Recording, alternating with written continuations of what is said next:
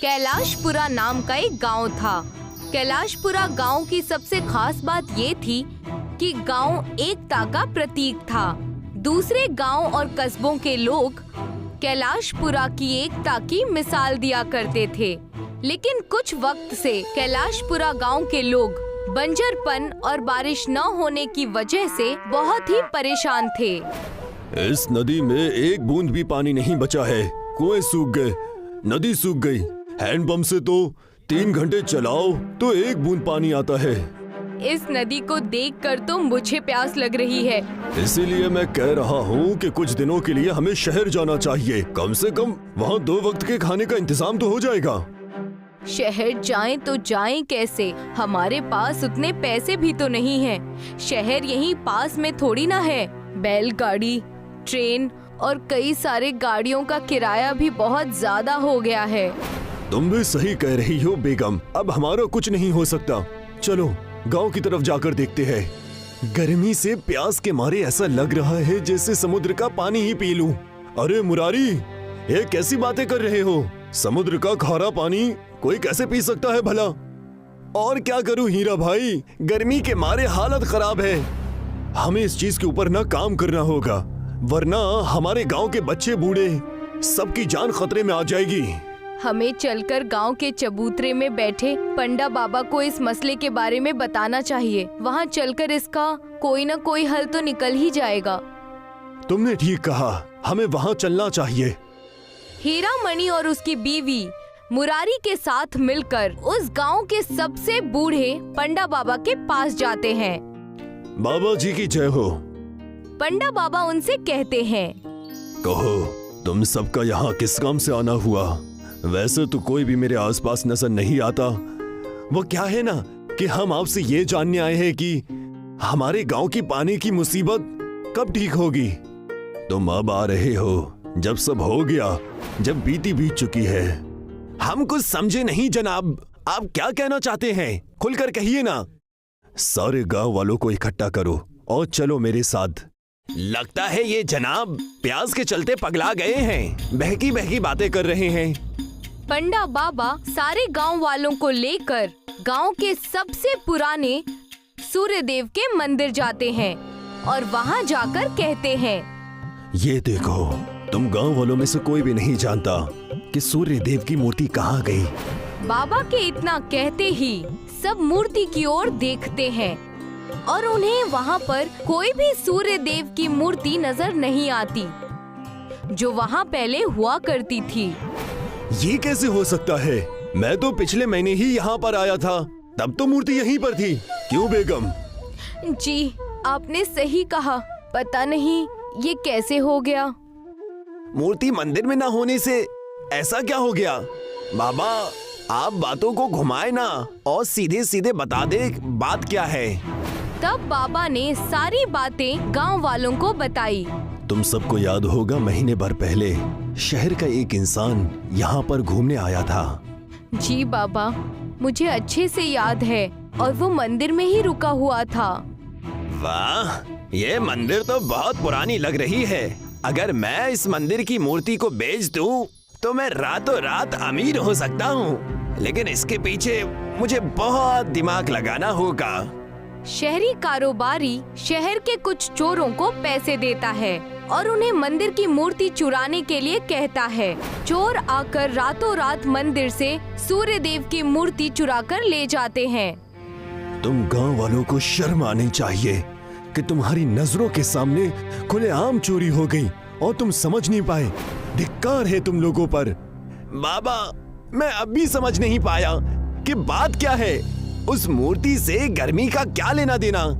सूर्य देव की मूर्ति जब तक गांव में थी, गांव खुशहाल और बहुत अच्छी अपनी जिंदगी गुजार रहा था। मूर्ति चोरी होने की वजह से ही इतनी सारी दिक्कतें हमारे गांव में आ रही हैं। ठीक कहा हीरा मणि ने, जब तक वो मूर्ति अपने सही स्थान पर नहीं आएगी, तब तक ये दिक्कतें बढ़ती ही रहेंगी और उस व्यापारी को गुनाह की सजा उसे जरूर मिल जाएगी। हीरा मणि और मुरारी, तुम दोनों शहर जाकर मूर्ति ढूंढो और उसे इसी जगह पर फिर से ले आओ। आपका हुक्म सर आंखों पर। हम तुरंत ही शहर के लिए रवाना हो रहे हैं। बेगम, तुम कुछ खाना बांधकर हमें दे दो, हम आज ही शहर के लिए निकलेंगे। बाबा की बात सुनकर मुरारी और हीरा मणि शहर जाने के लिए तैयार हो गए। सारे सामान लेकर वो शहर के लिए निकल गए। पूरे 2 दिन बाद वो शहर पहुँचे। फिर हीरा मणि ने कहा, इतने बड़े शहर में हम उस व्यापारी को कहाँ ढूंढेंगे? सिर्फ तुमने ही उसे देखा है, मुझे तो पता भी नहीं है कि वो कैसा दिखता है। शैतान हमेशा अंधेरे में नजर आता है। वहाँ देखो, कई सारी गैर कानूनी दुकानें और कई सारे अवैध व्यापार चलते हैं। वहाँ चलो। मुरारी और हीरा मणि उस अवैध जगह पर जाते हैं। तब उन्हें एक आदमी गेट पर ही रोक लेता है। अरे अंदर कहाँ जा रहे हो? अंदर जाना मना है। अरे हम व्यापारी साहब से मिलने एक बेशकीमती तोहफा लेकर आए हैं। पहले बताना था ना कि तुम मालिक के दोस्त हो। चलो अंदर जाओ, सीधे सीधे जाना, यहाँ वहाँ मत जाना। हीरा मणि और मुरारी दोनों उस घर के अंदर गए और वहाँ जाकर देखा कि घर के अंदर एक छोटा सा तालाब है, जिसके अंदर कई सारे बेशकीमती मूर्तियाँ रखी हुई हैं और वो शहरी कारोबारी फोन पर किसी से बात कर रहा है। दोनों छुपकर उसकी बातें सुनने लगे। साहब, आज आप आ रहे हो ना? मैंने मूर्तियों को छुपा कर रख दिया है अपने ही घर में। किसी को कोई शक भी नहीं होगा। आप शाम तक आ जाइए और पैसों का बक्सा लेकर आइएगा। उस शहरी की बात सुनकर हीरा मणि और मुरारी डर गए और उस घर से बाहर चले गए। हमारे पास ज्यादा वक्त नहीं है, हमें कुछ भी करके पुलिस को बुलाना होगा। तुमने ठीक कहा, इस दरिंदे को जल्द से जल्द हमें काल कोठरी में डालना ही होगा। हीरा मणि और मुरारी दोनों ने तुरंत ही पुलिस को बुलाया और उन्हें सारी बातें बता दी। पुलिस वाले ने उस शहरी कारोबारी को गिरफ्तार कर लिया। मुझे छोड़ दो, मैंने कोई गलती नहीं की है, मुझे जाने दो। तुम दोनों ने मिलकर अच्छा काम किया है। अपनी मूर्ति लेकर चले जाओ। रही बात इसकी, तो हम इसको सही जगह पर पहुंचा देंगे। हीरा मणि और मुरारी दोनों सूर्य देव की मूर्ति लेकर वहाँ से अपने गांव आ जाते हैं। गांव वाले उन्हें देखकर खुश हो जाते हैं। तुम दोनों पर गांव को नाज है। जल्दी से इस मूर्ति को उसकी जगह पर रख दीजिए। गांव वालों ने मिलकर सूर्य देव की मूर्ति को स्थापित किया। जैसे ही वो मूर्ति अपने असली जगह पर पहुंची, सूर्य देव प्रकट हो गए और कहने लगे, मैं तुम सब की भक्ति से प्रसन्न हुआ, इसलिए मैंने तय किया है कि इस गांव में सूरज से बारिश होगी। अब से तुम सब गांव वालों को किसी भी बात की चिंता नहीं होगी। इतना कहकर सूर्य देव वहाँ से चले गए और उनके जाते ही सूरज से बारिश होने लगी और सारी तपती हुई गर्मी खत्म हो गई। बारिश इतनी जोरदार थी कि गांव वाले बेहद खुश हो गए। कमलागंज नाम का एक गांव था। वहाँ एक खूसड़ जमींदार रहता था। लोगों को परेशान करना और लोगों को शिकस्त देना उसे बहुत पसंद था। बताओ, आज क्या लाई हो खाने में? जमींदार साहब, अपने कंगन बेचकर मैं आपके लिए बिरयानी लाई हूँ। अब तो आप हमें हमारी जमीन वापस कर दीजिए। अरे वाह, ये हुई ना बात। क्या करोगी जमीन वापस लेकर? तुम्हारा शौहर वैसे भी मेरे खेतों का मजदूर है। रहम कीजिए हम पर, बख्श दे। तभी वहाँ मुंशी आया और कहने लगा, मालिक, खुशखबरी, उस बैजू ने भी अपनी जमीन हमें गिरवी दे दी। ये तो होना ही था। अब पूरा गांव हमारे शिकंजे में है। नहीं ठाकुर साहब, गांव के सड़क किनारे की जमीन अभी भी नवीन के परिवार के पास है। कौन नवीन? मैंने उसे ठीक से पहचाना नहीं। वही जिसकी बेगम अभी कुछ ही दिन पहले बीमारी के चलते गुजर गई। चल तो जरा हम भी शोक मनाए। उसके घर पर ठाकुर और मुंशी नवीन के घर जाने के लिए निकल गए। वहां जाकर देखा कि नवीन अपनी पत्नी की तस्वीर से ही बात कर रहा है। बेगम, जब से तुम गई हो मैं सुकून से जी नहीं पा रहा। हमेशा तुम्हारी यादों में खोया रहता हूँ। अल्लाह करे तुम जहाँ कहीं भी हो बस खुश रहो। इस वक्त इसे परेशान करना सही नहीं लग रहा मालिक। बाकी जैसा आप कहे। तुम तो मेरी बेगम के बारे में अच्छा खासा जानते हो, तो डरना किस बात से। चलो अंदर और सीधा काम की बात करो। ठाकुर और मुंशी दोनों सीधे नवीन के कमरे पर चले गए। अच्छा, तो तुम हो नवीन?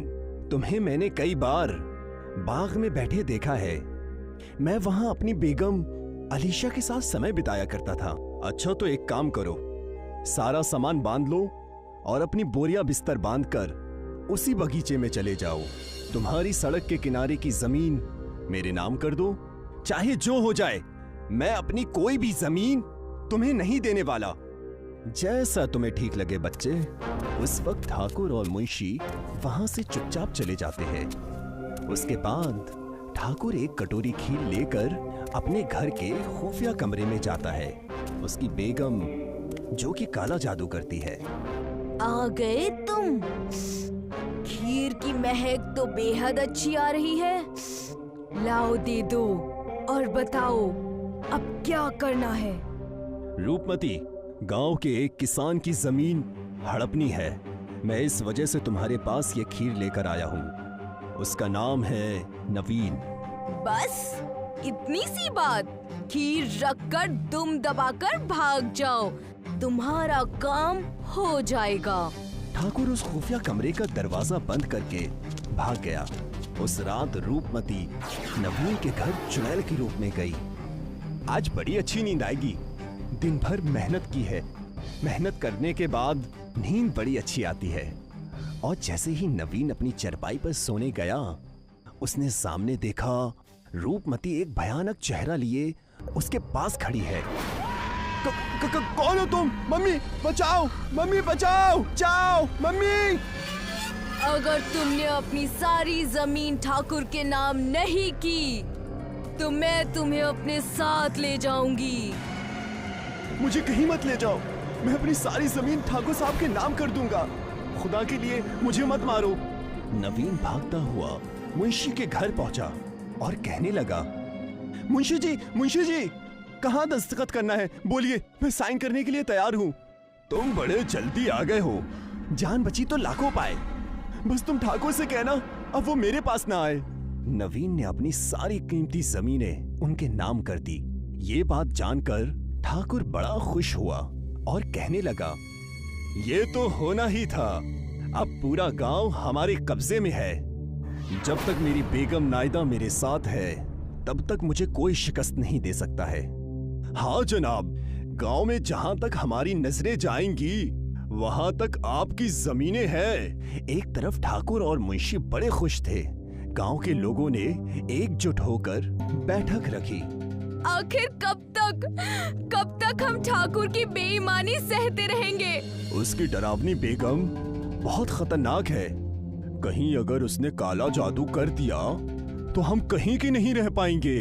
जो कुछ भी हमारे पास है सब चला जाएगा।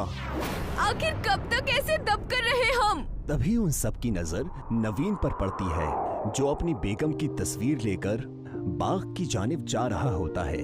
नवीन, रुक जाओ, कहाँ जा रहे हो? हम में से अगर जो सबसे ज्यादा लूटा है ठाकुर से तो वो तुम ही हो। आखिर तुम ऐसे खामोश कैसे रह सकते हो? कब खून खौलेगा तुम्हारा? उनकी बातों को अनदेखा करके नवीन बाग में अपनी बेगम की तस्वीर लेकर चला गया और वहां जाकर उस तस्वीर से बातें करने लगा। अगर तुम यहाँ पर होती बेगम तो हम यहाँ से कोसों दूर चले जाते। नवीन तस्वीर को नीचे रखकर रोने लगा था कि उस तस्वीर से एक तेज रोशनी आई और उसकी बेगम तस्वीर से बाहर आ गई, जिसे देखकर सारे गांव वाले खौफजदा हो गए। बेगम तुम, ये सब कैसे हो गया? अल्लाह ने मेरी सुन ली।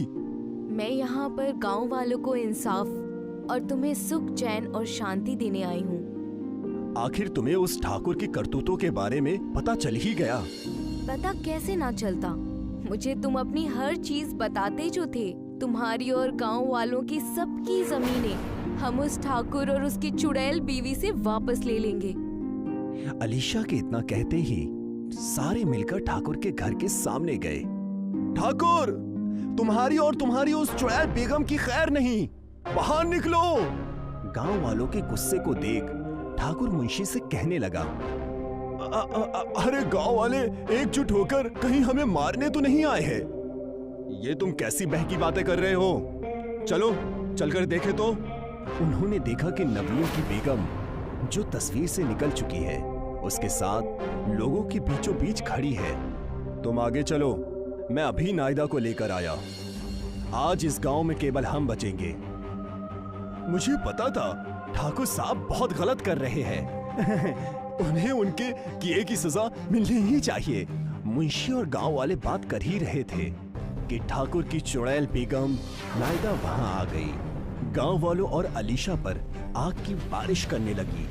आग की लपटें इतनी तेज थीं कि गांव वाले इधर उधर भागने लगे। रुक जाओ, सब एक जगह ठहर जाओ। किसी को कहीं भागने की कोई जरूरत नहीं। मेरी जो छोटी सी तस्वीर है उसके पास आ जाओ सबके सब। भाग्य ने ऐसा जादू किया कि उसकी छोटी सी तस्वीर बहुत बड़ी हो गई और जिसके नीचे गांव वाले आकर छुप गए और उस बहुत बड़ी तस्वीर ने आसमान से बरसती आग को रोक दिया। अब मैं तुम्हें मजा चखाऊंगी। तुम अब क्या करने वाली हो?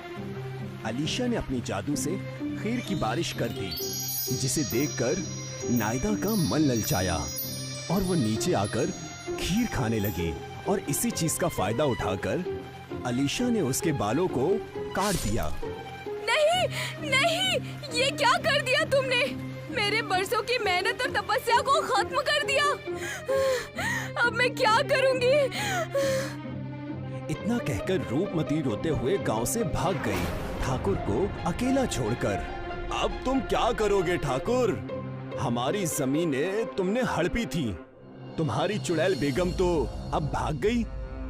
मुझे माफ कर दो, मैंने तुम गांव वालों को बहुत तकलीफ दी है। रहम करो, मुझे माफ कर दो। ठाकुर और मुंशी को गांव से बाहर निकाल दिया। ठाकुर की बेगम दोबारा कभी नहीं आई और अलीशा गांव वालों को इंसाफ दिलाकर फिर से उस तस्वीर में चली गई।